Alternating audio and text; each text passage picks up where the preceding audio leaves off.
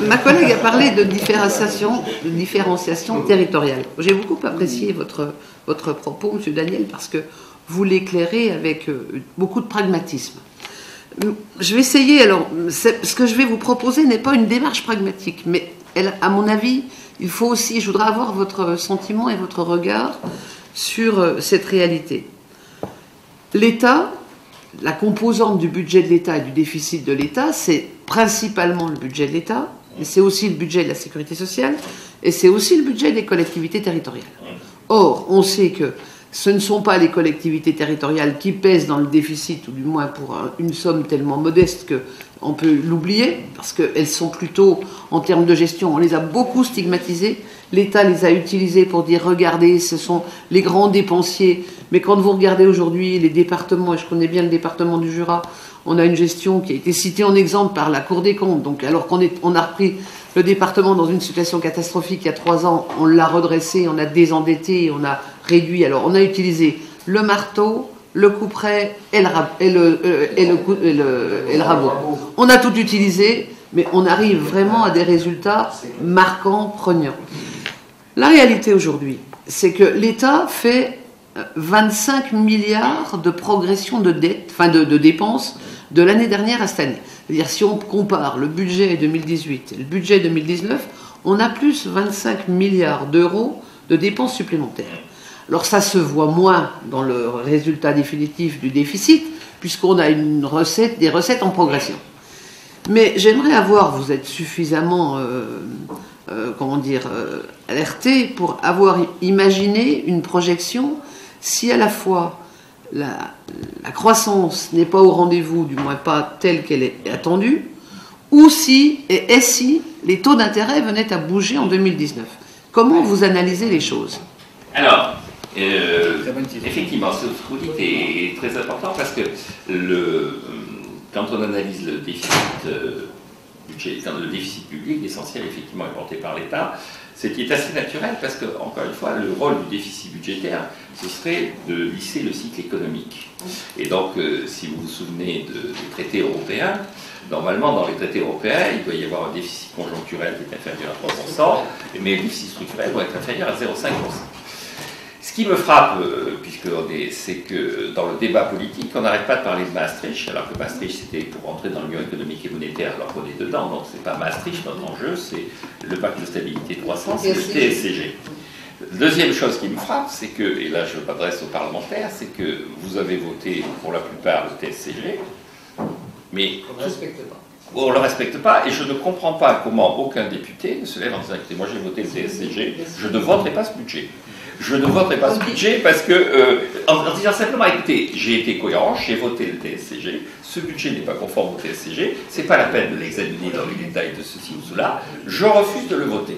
Je pense que ce serait, enfin, vous êtes député, je pense que la population en plus comprendrait ça, ce serait un acte citoyen fort de dire, écoutez, le problème c'est pas de savoir si c'est telle ou telle ligne qui est en jeu, c'est nous avons voté ce traité, nous ne le respectons. L'administration nous propose quelque chose, le gouvernement nous propose quelque chose qui n'est pas conforme à ce traité, nous refusons ce budget. Nous sommes très peu nombreux à l'avoir voté, le TSCG. Ah ben on l'a voté. On l'a voté, et c'est l'un des 3 arguments que j'ai rappelé cette année en disant, écoutez, nous ne respectons pas. On l'a dit. Oui. Mais c'est un texte qui a été voté sous la précédente législature avec une partie du Parti socialiste, puisque c'est à ce moment-là que les frondeurs se sont manifestés, mais une partie de l'opposition. À l'époque, l'UMP. Oui, de l'UMP. La deuxième remarque que vous faites, effectivement, la logique du TSCG, c'est de raisonner en cycle, et à partir du moment où on raisonne en cycle, ça veut dire qu'il y a des périodes qui sont des périodes favorables et des périodes qui sont défavorables. Alors, il n'y a pas que ce gouvernement, toutes les projections de finances publiques qui sont mises en avant ne tiennent jamais compte des hypothèses d'évolution du cycle économique. Ce qui est frappant, là aussi, c'est dans le discours économique dominant, on parle de mesures contracycliques ou procycliques, mais les travaux de projection à moyen et long terme de l'économie française, et notamment les travaux sur l'évolution budgétaire, ne sont pas référencés sur la base du cycle. La direction du Trésor publie une croissance potentielle de 1,25%, c'est-à-dire c'est la croissance moyenne qu'on aura normalement sur la durée d'un cycle. Voilà, on me dit, mais ça va mieux. Et donc, c'est parti. Bon, donc, je pense là aussi qu'il y a un problème qui est un problème de cohérence intellectuelle. Après, sur la réalité de ce qui va se passer. Je pense effectivement que nous sommes dans une situation où les taux d'intérêt ont vocation à monter. Ils ont vocation à monter parce qu'ils ont été maintenus artificiellement bas par les politiques monétaires et que ces politiques monétaires d'abord arrivent au bout de l'exercice et deuxièmement, vous commencez à avoir des tensions indépendamment de l'efficacité de la politique monétaire sur un certain nombre de... La Réserve fédérale, contrairement à ce qu'on pense, elle remonte ses taux parce qu'elle court après les taux d'intérêt à long terme, parce qu'ils sont déjà au-dessus de 3% sur le long terme aux États-Unis, dans une situation où le dollar a plutôt vocation à s'apprécier, donc dans une situation où potentiellement, normalement, le taux d'intérêt devrait être encore plus élevé.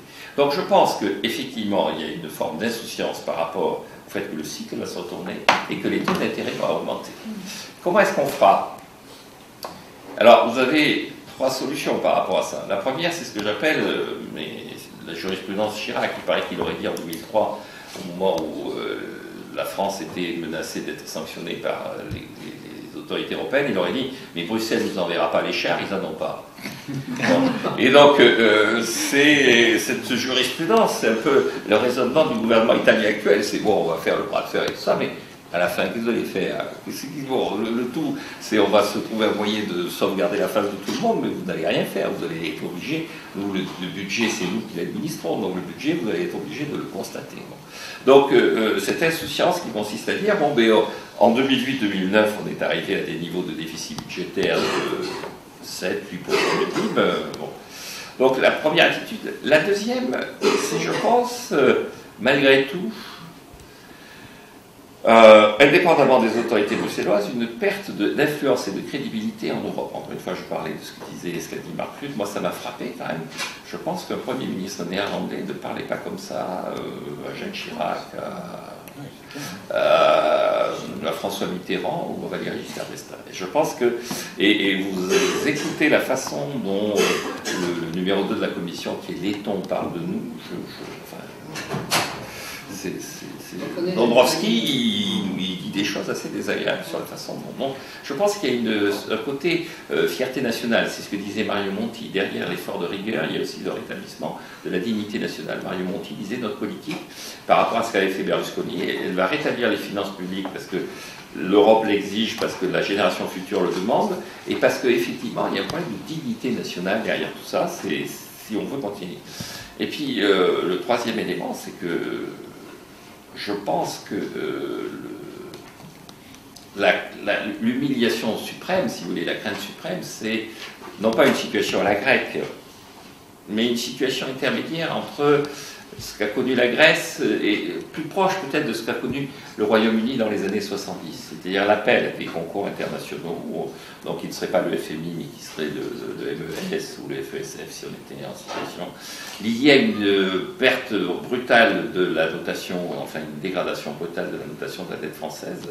Et donc à ce moment-là, il y aurait une sorte de réaction, je dirais thatchérienne, c'est-à-dire la capacité de l'émergence de gens susceptibles de reprendre en main les finances publiques. Et dans ces cas-là, moi ce que je propose, c'est d'être en amont de cette situation dramatique. Mais je suis d'accord avec vous, les 25 milliards de plus de dépenses publiques, ils nous conduisent vers le FESF. Moi je dis, avant le FESF, commencez par supprimer le statut de la fonction publique, par privatiser, par refaire des réformes structurelles, tant que vous en avez encore le temps. Parce que sinon, ceux qui vous imposeront des réformes, ce sera le FESF, ce sera la Troïka, et eux, ils raisonnent en pur rabot. Hein. Je peux vous dire, le FMI, moi, j'ai regardé ce qui s'est passé sur la Grèce, c'est pas très subtil à la fin. C'est moins de 10% sur telle ligne, moins de 10% sur telle ligne. La dernière remarque que je ferai, c'est que ce que je trouve aussi inquiétant dans le refus de la réforme, c'est que on a beaucoup utilisé les dépenses militaires comme poire pour la soif. Et bon, il faut être réaliste maintenant. Il y a une réflexion à faire sur les dépenses militaires. Est-ce qu'on a besoin de créer davantage de gendarmes ou d'avoir un porte-avions? On est en train de nous dire, en même temps, on va faire un nouveau porte-avions. Donc, ça suppose une augmentation de l'effort militaire et de l'effort sur la dimension sécurité extrêmement important. Et donc, là aussi, ça suppose que, véritablement, on est engagé, un désengagement de l'État de tout un tas d'autres secteurs. C'est le principe des priorités. Absolument, absolument.